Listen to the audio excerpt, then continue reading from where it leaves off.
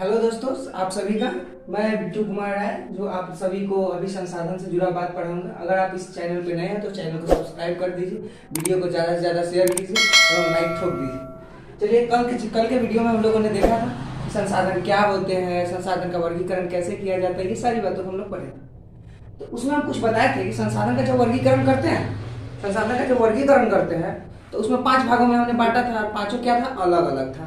तो पहला था कि प्रकृति स्रोत के आधार पर, दूसरा था उपलब्धता के आधार पर, तीसरा था पुनः प्राप्ति के आधार पर, चौथा था विकास के आधार पर, और एक पचमा और पढ़े थे हम लोग कि स्वामित्व के आधार पर। ये अलग अलग तरह की बातों को हम लोग पढ़ चुके हैं कल। ठीक है, हम लोग कल पुनः प्राप्ति के आधार तक जैविक अजैविक देख लिए थे। जैविक अजैविक फिर से थोड़ा सा बता देते हैं कि जे जीव अपना जैसे जीव की उत्पन्न कर देगा ना, समझ लेना वो जैविक है, जो नहीं करेगा जैविक है, सीधा बात। ठीक है, आज देखते हैं प्राप्ति के आधार पर और पुनः प्राप्ति के आधार पर। तो पुनः प्राप्ति के आधार पर दो होता है। कई गो होता है? दो, हमेशा याद रखना। एगो नवीकरणीय, दूसरा अनवीकरणीय। नवीकरणीय क्या होता है? जो वातावरण में स्वतः उपलब्ध होता है, जिसका एक बार प्रयोग नहीं किया जा सकता, बार बार प्रयोग कर सकते हैं, उसी को कहते हैं नवीकरणीय स्रोत। क्या होता है? सीधे याद रखना कि पुनः प्राप्ति के आधार पर दो तरह के होते हैं। पहला नवीकरणीय संसाधन, दूसरा अनवीकरणीय संसाधन।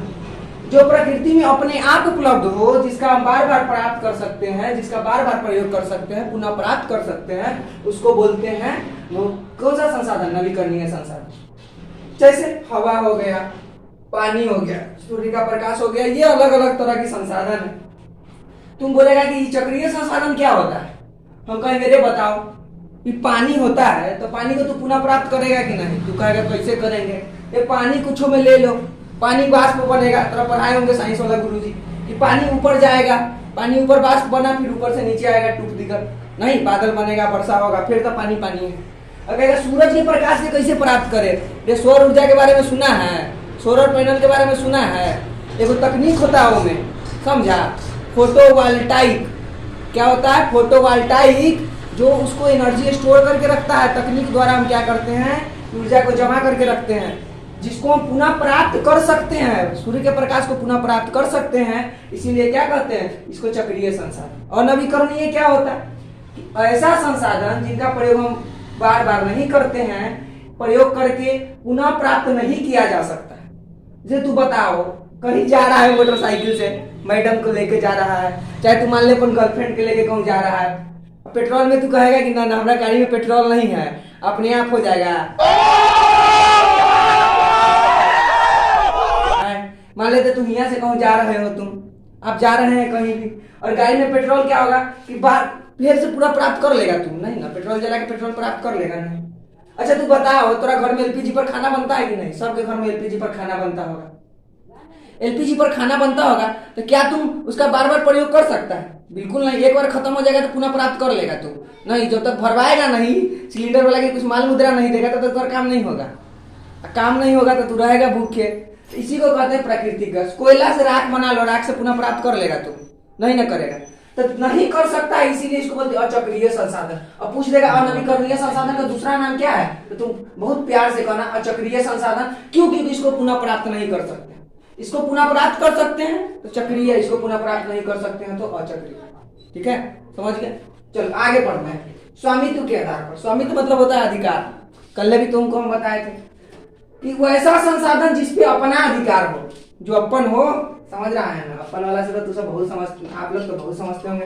अपन वाला नहीं, तो जिस पर अपना अधिकार हो उसको बोलते हैं निजी संसाधन। जैसे मकान हो गया, ये मकान आपका है नहीं, कोनो व्यक्ति आके कहेगा कि मकान दोसर के है नहीं, आपका। इस पर अपना अधिकार है।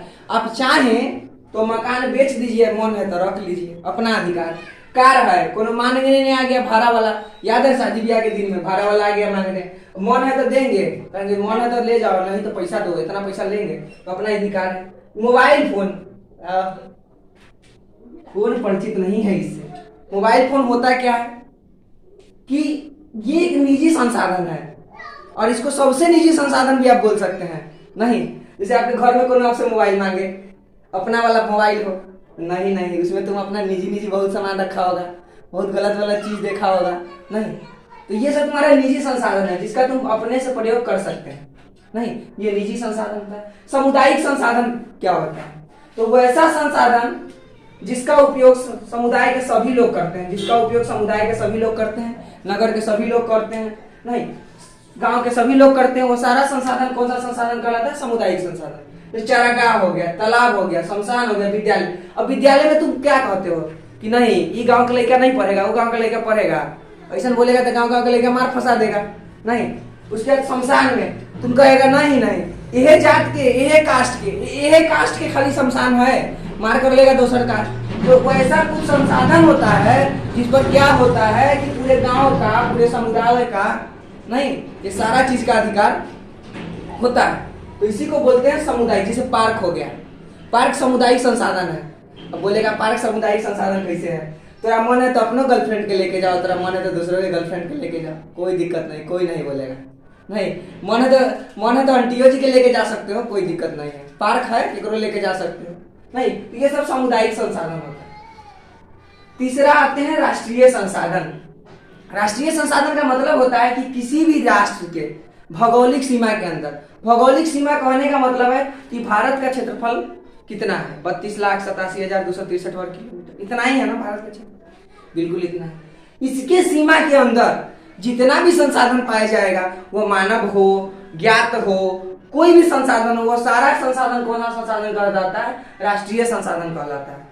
ठीक है, ये सारा राष्ट्रीय संसाधन कहलाता है। लेकिन राष्ट्रीय संसाधन में भी कुछ बातें होती है जो सागर तट से मापा जाता है। जैसे एगो बात आपको हमेशा याद रखना होगा कि समझिए इस बात को, सागर तट के बारे में क्या सुने होंगे, जैसे हर एक जिला में या हर एक राज्य में, हर एक जिला में कुछ दूरी नापने के लिए वो 0 माइल होता है। अब मुजफ्फरपुर में वो अलग 0 माइल होगा, पटना में वो अलग 0 माइल होगा, भागलपुर में वो अलग 0 माइल होगा, अलग अलग 0 माइल होता है कि वहां से 0 की शुरुआत होती है।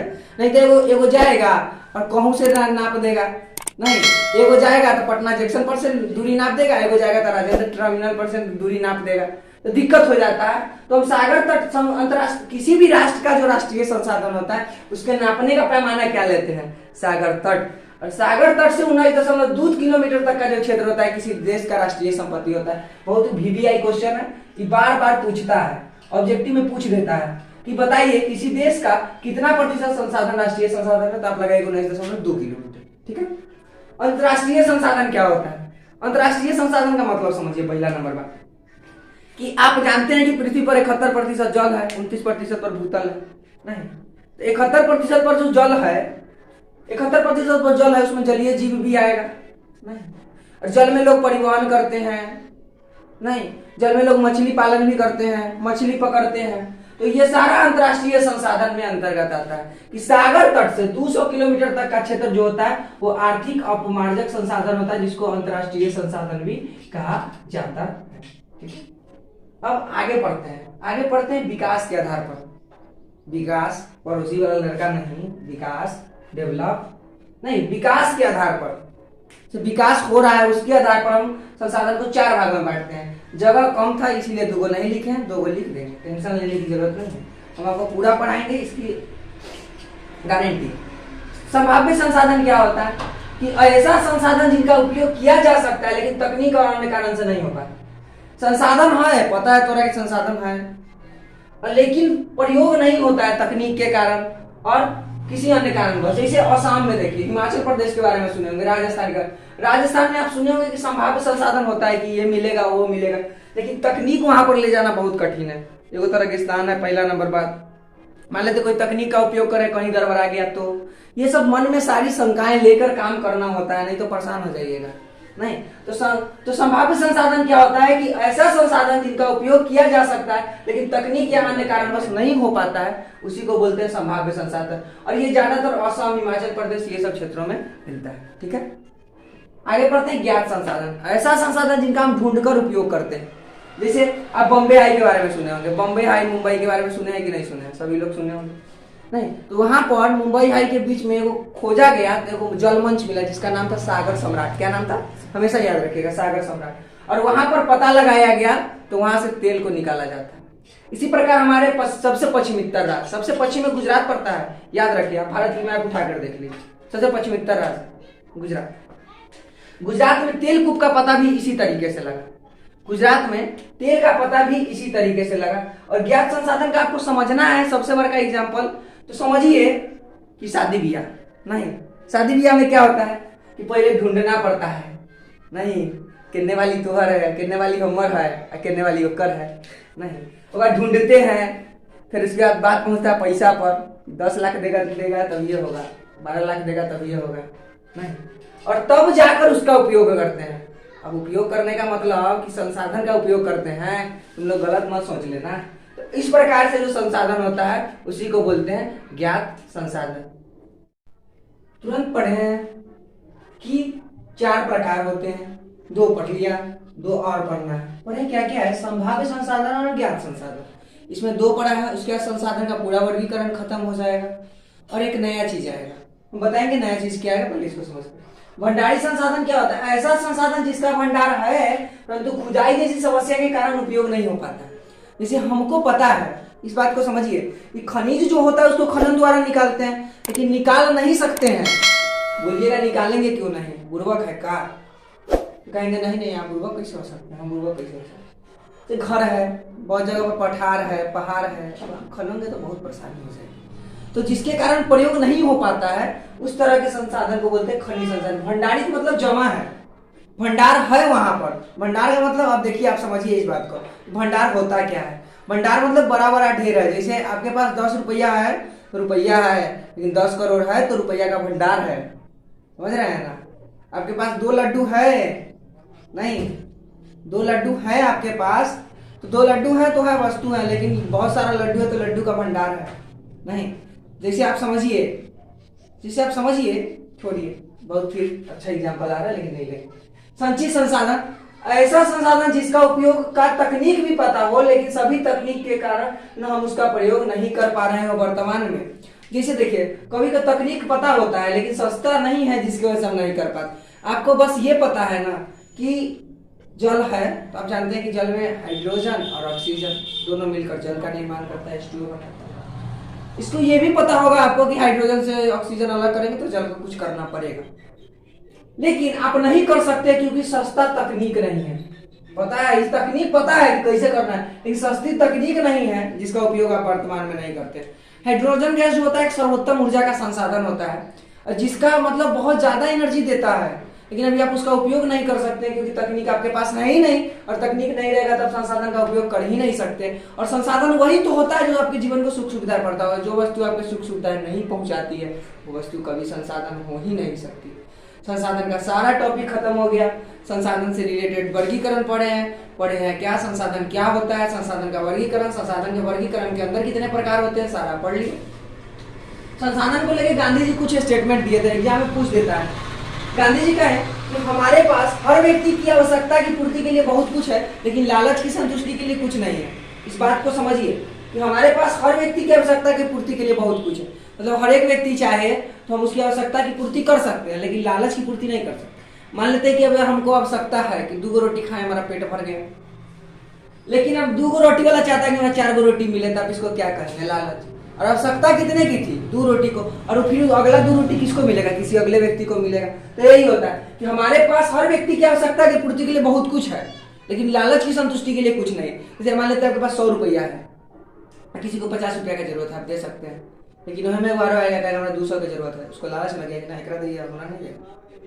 इस तरह की समस्या होती है। तो इसी तरह की गांधी जी कहे कि हमारे पास व्यक्ति की आवश्यकता की पूर्ति करने के लिए बहुत कुछ है, लेकिन लालच की संतुष्टि के लिए कुछ नहीं। बहुत ही बीबीआई है, पूछ सकता है, पूछ ही देता है, पूछ कह सकता है। उसके बाद गांधी जी फिर कहें कि पूरा विश्व एक गांव की तरह संसाधन का उपयोग करे तो कोई भी दुखी नहीं रहेगा, लड़ाई झगड़े स्वतः समाप्त हो जाएंगे, सभी खुशहाल होंगे। सही बात है कि मान लेते हैं कि केकरो पास आटा है, तेरा पास चावल है, तो आप आटा दे दीजिए, चावल थोड़ा सा ले लीजिए, तो पूरा गांव संसाधन का उपयोग गांव की तरह करे। गांव में कहने का क्या बात है, सुनिए। अगर आप कहीं देश से जा रहे हैं, दौरा पर कहीं जा रहे हैं, वहां पर अगर आपके राज्य का कोई व्यक्ति मिल जाए, खुशी होती है। अगर आपके जिले का व्यक्ति मिल जाए तो उससे ज्यादा खुशी होती है राज्य वाले से, ठीक है। अगर आपके प्रखंड का व्यक्ति मिल जाए तो भी खुशी होती है, नहीं। अगर गांव का व्यक्ति मिल जाए तो सबसे ज्यादा खुशी होती है। कहने का मतलब है कि सबसे नजदीक वाला मिले तो ज्यादा खुशी होता है, नहीं। से मान लेते हैं 100 भेटाई आऊ भेटाई, दोनों में तो बहुत अंतर होता है। नहीं, वही बात होता है कि सारा विश्व अगर गांव का एक संसाधन की तरह प्रयोग करे तो हमारे गांव में सारा व्यक्ति संतुष्ट रहेगा, कोई दुखी नहीं रहेगा और लड़ाई झगड़े स्वतः समाप्त हो जाएंगे और सभी की जिंदगी खुशहाल रहेगी।